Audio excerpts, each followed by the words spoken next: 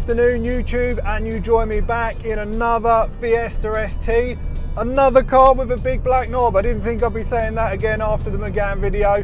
At this rate we'll have a casting couch in the back seats, but stay with us on this video where we talk about this nearly 300 horsepower 1200 kilo hot hatch.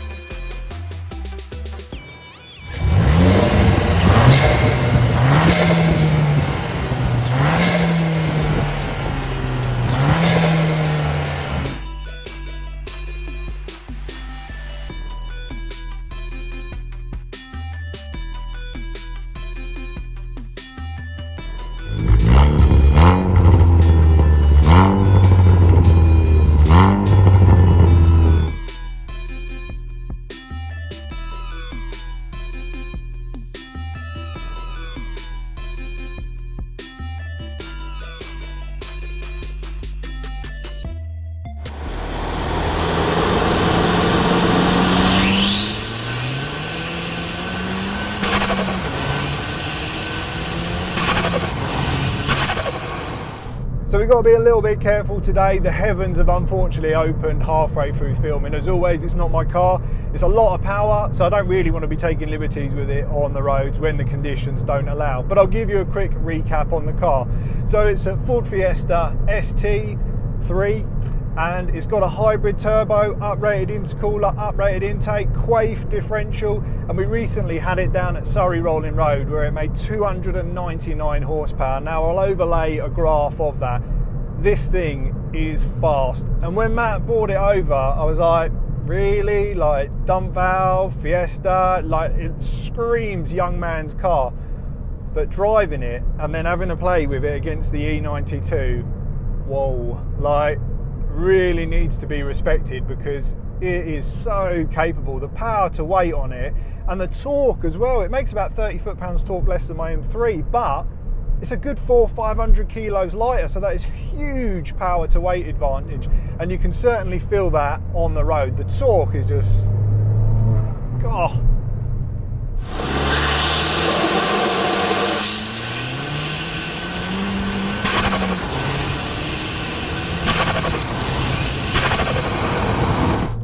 For those that follow the channel, you will know I do have a soft spot for hot hatches. I've got my own little Renault Sport Clio Cup that's a race car that's never gone on a racetrack, but I do enjoy being out in the road. The nimbleness, the tight package, the fact that you don't need 400 horsepower to enjoy it makes it a great experience to really just enjoy being out in the car and having a manual gearbox. Now, like I said at the intro, this is a quick car. The power to weight really does make it a little monster.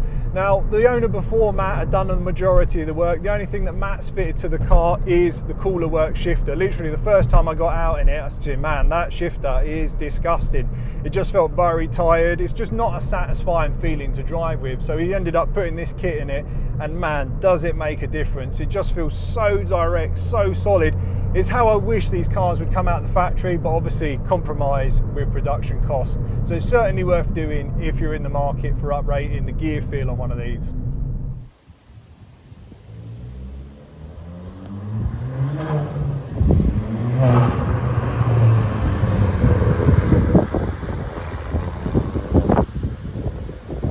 So we're at about 1500 RPM, coming up a little crest, a little bit damp. Second gear, let's put a foot down. Oh. Just got traction there, it was literally lighting both front wheels up. When we were filming the intro in the industrial estate, it was just squealing for tyre grip going down the road. It's incredible just how much work that diff is trying to do to put that power down on these tyres. Now it's got the Yokohama AD08Rs, which are a fantastic tyre. They're not a budget tyre by any means, and they certainly prefer dry conditions over wet. But when they actually are hot and you've got them on a good bit of dry tarmac, they are really fantastic to drive with.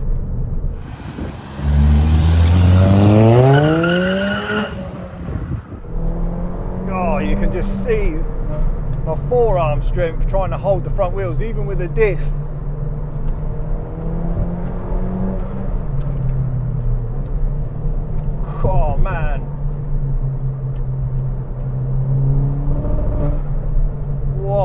little savage. Again, coming back into some damp patches here. So it's a 1.6 litre straight 4, a little bit different to the one we reviewed previously, which was the 1.53 cylinder, and you can certainly feel it feels a lot more balanced for having that extra cylinder. Nice car to drive, and you could still use this daily, which is really nice because it's not compromised with the hybrid. It's a little bit more laggy, but with the Miltech exhaust that he's got fitted on here, like now, it's fine. It's not too boomy at all. Like, if anything, it's actually quieter than most of the cars I own. So it's certainly something you could get in and drive every day. And then when you're in the mood for it, sink that throttle pedal, let it build up that boost, and boy, oh boy, does it go.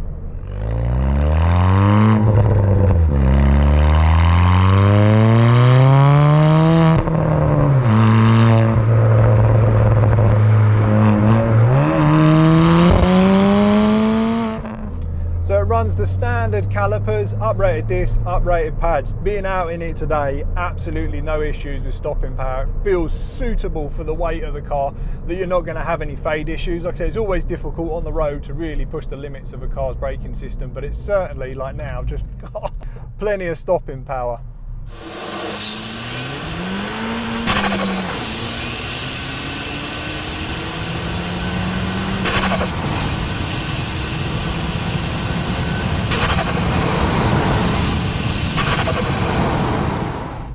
So what does one of these cost to buy? Well, obviously Matt did the right thing in buying this one already modified. If you put a diff in it, if you put a hybrid turbo in it, the cost can start adding up really quickly. But a standard one, when I was looking, seemed to be around the £8,000 mark. So not a lot of money when you appreciate that these engines can do 300 horsepower plus with a hybrid turbo. So Matt was saying that this isn't the most aggressive of turbos that you can put on it either. They do go over 350 horsepower on stock internals, but obviously the harder you push that engine, reliability, heat soak are all big factors to keep in mind. But we've been out in this today, been for some good drives, and I've got to say, I've not had any sort of heat soak or delayed power, which has been really cool, just to be able to get in it and use it. So would I buy one of these? As I said with the Fiesta video, if I was a younger man, probably. Like I say, I actually think they're really good fun. There comes a time and a place, especially at my age, where I don't enjoy dump valves so much anymore. I still enjoy boosted stuff and noisy stuff, but I wouldn't have the chuff valve going off like it is. If I owned it, I'd have to change the seats. Like for me, I feel far too high up. I don't feel I've got the support. They're not a bad looking seat. They look like they'd hold you really well. But for me, I'd want something a little bit more encouraging, because the seat makes such a big difference between the driver and the car. It really can transform it. So if I owned this, it'd probably be the only thing left that I'd do to it, because everything else, diff, brakes, the fantastic Cooler Works gear shift just makes such a difference to the drive.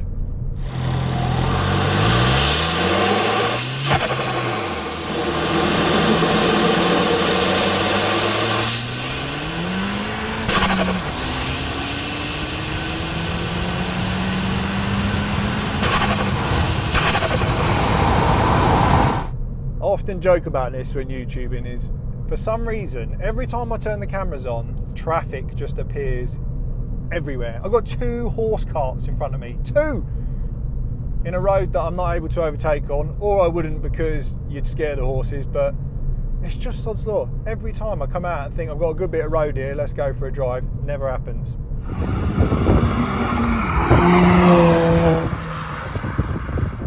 So handling with that power and the diff, it's difficult to put it down. I'm not going to lie, it is. If you've seen my forearm when I was accelerating a moment ago, it gets pretty sketchy when you're trying to put full pelt down, especially when you're in anywhere from sort of first, second, third. It's really struggling. And once you're on a nice twisty road, like it is wet now, so we're not going to go crazy, it is a really committed little package. Maybe some uprated suspension. When you get to faster flowing stuff, the steering almost feels too sharp. I feel like it's overly sensitive to what I want it to do.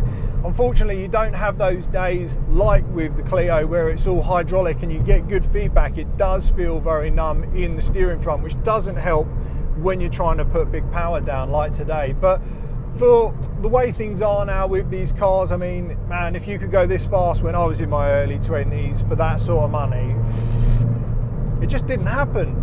And like I say, you get something like a shifter, you get a proper diff in there, and these things are savage, really are. It's quite laggy, you can feel it 3.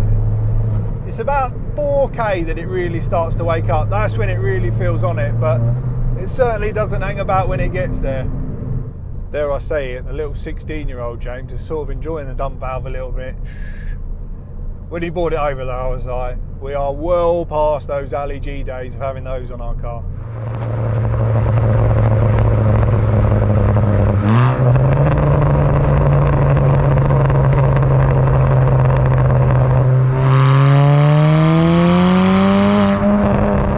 Hope you guys enjoyed the small review on the Fiesta ST3 hybrid monster. If you did, make sure you give us a like and a subscribe.